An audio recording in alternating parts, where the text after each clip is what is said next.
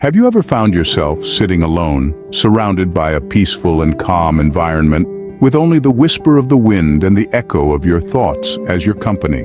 Solitude is more than just being alone. It is a state of being, an experience where one can be alone with one's thoughts, disconnected from the chaos of the outside world, a sanctuary of self-reflection and introspection. But for many, solitude is a concept that can be both intriguing and intimidating.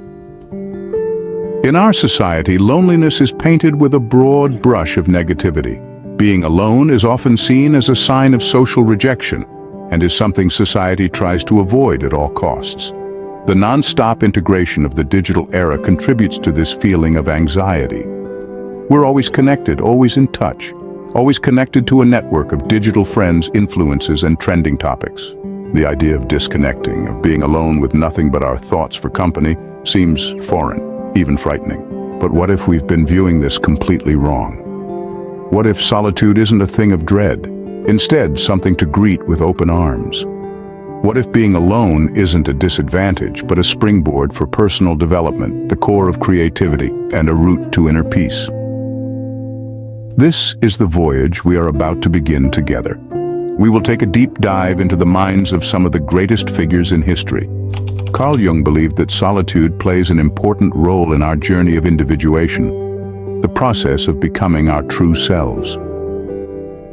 According to Jung, solitude offers the essential space for introspection and self-reflection. It is part of the process of becoming one's true self. It is in the quietness of solitude that we confront our shadow, the unconscious part of our personality, often denied, ignored, or repressed. Sitting alone on a bus, Albert Einstein discovered something that changed his life. As a teenager, Einstein often daydreamed about riding a beam of light. Years later, in 1905, he returns to this daydream. While riding a bus and looking back at a famous clock tower in Bern, Switzerland, Einstein had an eureka moment. Einstein had imagined the bus racing near the speed of light. He noticed the clock's hands were frozen in time. He realized the faster he reached through space, the slower he moved through time. Later, that thought would become the special theory of relativity. Nikola Tesla, who carried out his groundbreaking work in almost complete isolation, he famously said, "The mind is sharper and keener in seclusion and uninterrupted solitude. No big laboratory is needed in which to think. Originality thrives in seclusion, free of outside influences beating upon us to cripple the creative mind. Be alone. That is the secret of invention. Be alone. That is when ideas are born. That is why many of the earthly miracles have had their genesis in humble surroundings." Henry David Thoreau, an American philosopher, essayist, poet, and naturalist who lived in the 19th century. Thoreau not only lived alone in the woods for over 2 years to better understand himself and society, but he documented it. His book, Walden, is a classic exploration of simple living and self-reliance. Published in 1854, it recounts Thoreau's 2-year experiment in living deliberately at Walden Pond. Through his observations of nature and reflections on solitude, Thoreau encourages readers to seek meaning and authenticity in their lives.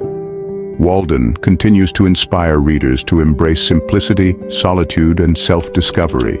Friedrich Nietzsche saw solitude and loneliness differently. Solitude for him was a state of fullness where one could be with oneself, fostering introspection and personal growth. In contrast, loneliness was seen as a state of lack, characterized by a feeling of missing others. Nietzsche emphasized embracing solitude as a means to confront existential questions and cultivate strength, whereas loneliness was regarded more negatively, often associated with social rejection and unwanted isolation. Miyamoto Musashi, the famed samurai who spent many years in solitude perfecting his philosophy and swordsmanship, Musashi often sought solitude in nature, secluded places, or during periods of intense training. In these moments of solitude, he could reflect on his martial arts techniques, refine his swordsmanship skills, and contemplate the principles of strategy and life. Solitude allowed Musashi to cultivate inner peace, sharpen his focus, and develop his unique philosophical insights, which he later shared in his writings, including the Book of Five Rings and Dokudo. These are some of the famous figures in history who viewed solitude not as a condition to be fixed, but as a state to be praised. So if you find yourself alone, do not despair. Embrace the solitude, for it might just be the path that leads you to your greatest self. Remember, unlike what society says, it's okay to be in solitude. You don't need to seclude yourself in the woods for years, but you can give time to yourself by having walks in nature without your phone. Embrace your thoughts, because in this bustling society, we are hardly taking any time to understand our thoughts, ideas, and feelings.